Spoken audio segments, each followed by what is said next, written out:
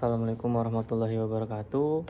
Perkenalkan, nama saya Rizkyan Wijaya Nur dengan nomor induk mahasiswa 0492384414. Asal UT UPBJJ Kota Tarakan.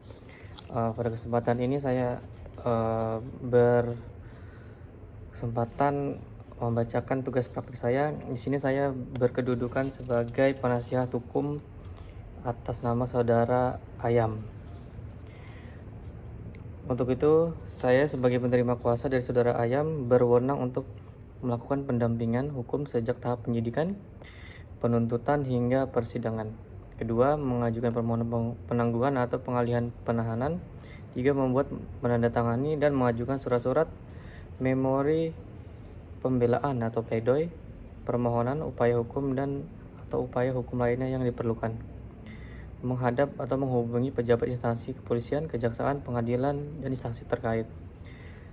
Surat kuasa ini diberikan sejak tanggal ditandatangani dan berakhir hingga putusan pengadilan berkekuatan hukum tetap atau ingkrah dalam perkara ini. Pada kesempatan ini saya akan membacakan surat eksepsi atau nota keberatan atas putusan dari jaksa penuntut. Kepada yang terhormat Majelis Hakim Pengadilan Negeri Bandar Lampung di Bandar Lampung, identitas penasihat hukum yang bertanda tangan di bawah ini: nama Rizkyan Wijaya Nur SHMH, pekerjaan advokat atau penasihat hukum, alamat kantor Jalan KI Maja nomor 172 Perumnas Uwai Halim, Kecamatan Uwai Halim, Kota Bandar Lampung. Bertindak untuk dan atas nama serta sebagai penasihat hukum terdakwa atas nama Ayam. Tempat tanggal lahir Lampung 12 Januari 2001, umur 23 tahun. Pekerjaan sekarang mahasiswa Universitas Bumi, Prodi Bahasa Sanskerta, alamat Jalan Melati nomor 45 Bandar Lampung.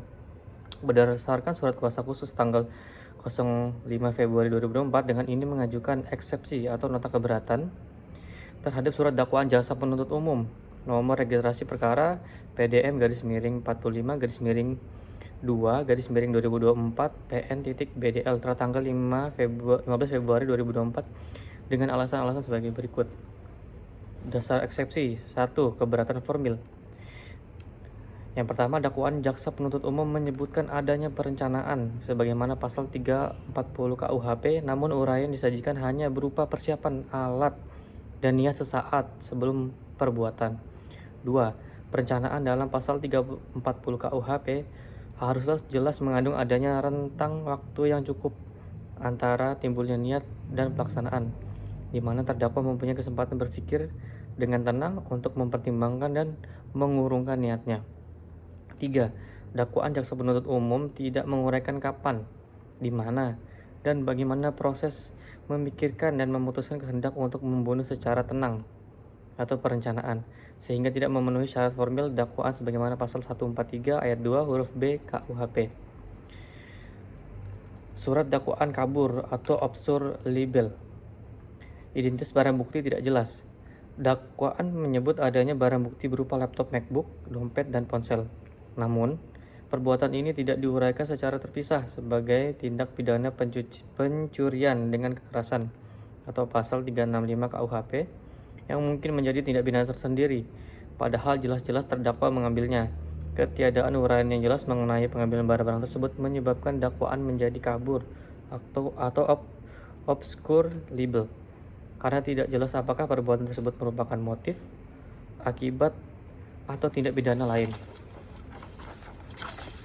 2. Keberatan material.